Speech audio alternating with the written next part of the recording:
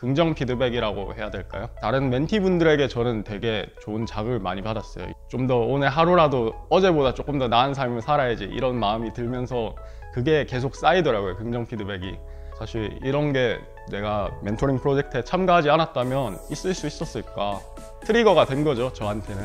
정말 주변에 보면 작은 트리거가 될 만한 이벤트가 많아요. 주위를 둘러보고 기회가 있으면 좀 적극적으로 잡으시면 좋을 것 같아요. 사실 저도 그런 기회가 저한테 왔을 때 잡아서 작은 성장을 이룬 케이스라고 생각을 하고요. 네, 안녕하세요. 저는 멘토링 프로젝트 3기에 지금 참여하고 있고 현재 일은 데이터 사이언스 분석 쪽 하고 있는 이근호라고 합니다. 반갑습니다. 네.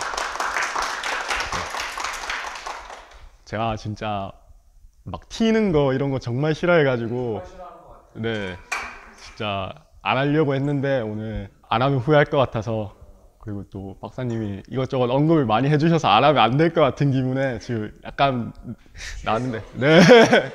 지금 분위기에 약간 취한 것 같아요. 제가 또 사투리가 심해가지고 지금 편집하신 PD분들이 좀 고생하실 것 같은데, 네, 저도 이제 멘토링 한 8주 이제 2달 가까이 한 거에 대해서 후기를 좀 말씀드리려고 지금 이 자리에 나와 있고요. 저는 이 멘토링 프로젝트를 이제 끝내면서 3가지 키워드로 저는 정리를 했는데, 첫 번째가 행운, 두 번째가 이제 자극, 세 번째가 이제 성장이에요. 다들 뭐 앞에서 고해성사를 많이 하시던데 저도 고해성사를 좀 하자면, 제가 되게 저는 내가 낸데 이런 마인드로 좀 많이 살았던 것 같아요. 이 프로젝트 하기 전까지. 예를 들어서 뭐 논문을 쓰는 것도 내가 뭐 잘나서 썼고 억셉이 됐고 퍼블리시가 됐고, 사실 돌이켜보니까 처음에 대학원 지도교수님, 훌륭한 지도교수님 만난 것도 운이었고, 그리고 지금 팀에 정말 존경할 수 있는 매니저분 그리고 시니어 엔지니어 분을 만난 것도 다 운이었는데, 그 울타리 안에서 제가 이룬 것이 다 그냥 제 실력이라고 저는 생각했어요. 처음에는 내가 잘나서 또 내가 똑똑하니까 그래서 이룰 수 있었다고 생각을 했는데, 책을 읽고 그리고 다른 멘티분들의 뭐 서평이나 또 매일매일 이제 올라오는 그런 내용들, 채팅들을 보면서 아, 정말 내가 그렇게 살면 안 되겠구나, 이렇게 교만하게 살면 안 되겠구나, 이거를 많이 느꼈어요, 이걸 하면서. 제가 그래서 행운을 먼저 처음 정리를 하자면, 사실 저도 이 프로젝트 하기 전까지 책을 끝까지 읽은 게 5권도 안 돼요. 근데 그나마 다행인 게 그 중에 2권이 고영선 작가님의 어떻게 읽을 것인가랑 제가 대학원 재학 시절에 읽었던 게 졸업선물이란 책이 있었어요. 그때 너무 사실 힘이 들어가지고 무슨 책을 읽을까 고민을 하는데 딱 눈에 들어오는 거예요. 그래서 그걸 토대로 신영준 박사님을 이제 알게 된 거죠. 인생공부 페이지랑. 그리고 두 번째 행운이 사실 1, 2기 때 그 공지를 사실 봤어요. 멘토링 뽑는다는 공지를. 근데 뭐 그때도 저는 뭐 내가 잘났는데 굳이 뭐 저런 거 해야 되나 뭐 그런 마음이 있었어요, 사실은.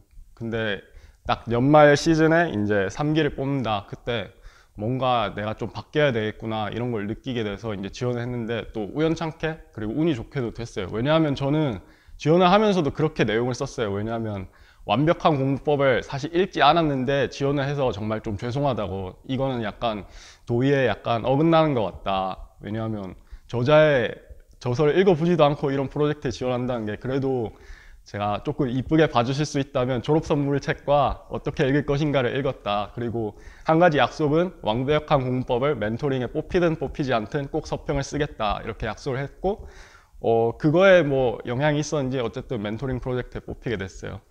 그리고 세 번째 행운이 다른 분야의 정말 훌륭하신 멘티분들 이렇게 만난 게 세 번째 행운이라고 생각을 합니다. 다른 멘티분들에게 저는 되게 좋은 자극을 많이 받았어요. 이제 긍정 피드백이라고 해야 될까요?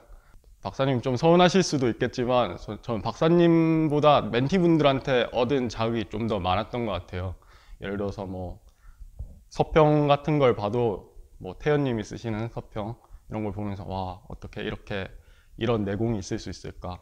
그리고 대학생이지만 현성님이 항상 발표하시는 것도 그렇고, 또 매일 아침에 정말 아침에 사실 직장인들 일어나기 힘들고 막 가기 싫고 이런데 그 채팅방에 성우님이 항상 힘이 될 만한 글 그리고 위로가 될 만한 글을 올려주세요. 그거 보면서 아, 그래도 내가 좀 더 잘 살아야지, 좀 더 오늘 하루라도 어제보다 조금 더 나은 삶을 살아야지 이런 마음이 들면서 그게 계속 쌓이더라고요. 긍정 피드백이.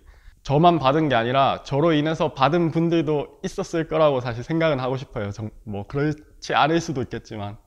그래서 그런 부분이 하나의 자극이 됐고, 마지막으로 성장이란 키워드는 제가 아마 여기 멘티분들 중에 제일 덜 성장했을 수도 있어요. 아직까지도 한 번씩 제가 건방진 마음이 좀 들 때가 있어요. 그거를 이제 꾹 누르는 거를 멘토링 프로젝트를 하면서 배우게 됐는데, 그래서 제가 제일 좀 인격적으로 성장을 덜 했을 수도 있어요. 그렇지만 이번 프로젝트를 하면서 석사과정 그리고 거의 근 1년 동안 책을 5권도 읽지 않았는데 이 프로젝트 하면서 8권 가까이 읽게 되었고, 그리고 심지어 서평도 썼어요. 그리고 제가 서평은 정말 글을 잘 못 써가지고 뭐 인생공부 페이지에는 공유가 안 됐지만, 그 서평을 이제 그 큰 서점, 인터넷 서점의 주간 서평으로 뽑히게 되는, 네, 그런 이제 작은 성장도 있었고요. 뽑히면 뭐 주나? 네. 인생공부보다 낫네. 그리고 또 다른 성장이 이제 아까도 다른 멘티분이 언급하셨지만 AAR이라고 애프터 액션 리뷰가 이제 사실 개발자 커뮤니티에는 매년 말에 회고를 남기는 문화가 있어요. 그 회고를 저도 이제 처음 1년차 직장인으로서 남겨봤는데 그게 되게 반응이 좋았던 거예요. 왜냐하면 요새 데이터 사이언스나 엔지니어링이 인기가 많으니까 어떻게 조언을 얻으려고 하는 사람도 있고, 사실 이런 게 내가 멘토링 프로젝트에 참가하지 않았다면 있을 수 있었을까? 그냥 뭐 연말 되면 친구들이랑 술이나 마시러 가고 뭐 집에서 빈둥대다가 뭐 컴퓨터 좀 하고 이랬지 않았을까?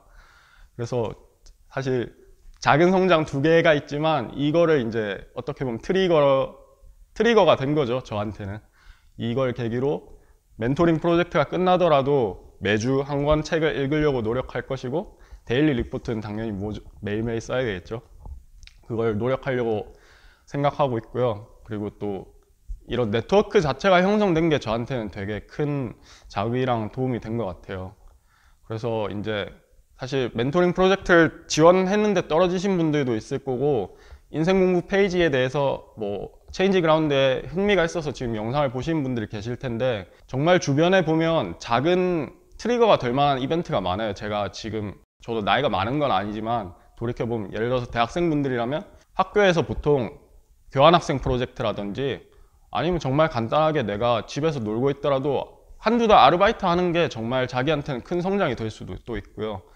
뭐 당연히 멘토링 프로젝트가 다음에 또 있다면 그거 역시 또 다른 기회가 될 수도 있고요. 그래서 주위를 둘러보고 기회가 있으면 좀 적극적으로 잡으시면 좋을 것 같아요. 사실 저도 네, 그런 기회가 저한테 왔을 때 잡아서 작은 성장을 이룬 케이스라고 생각을 하고요. 네, 제가 말을 좀 너무 횡설수설한 것 같은데 네, 여기까지고요. 네, 이번 멘토링 프로젝트 동안 뭐 신영준 박사님, 이윤구 이사님, 그리고 다른 멘티분들 모두 고생하셨습니다. 감사합니다.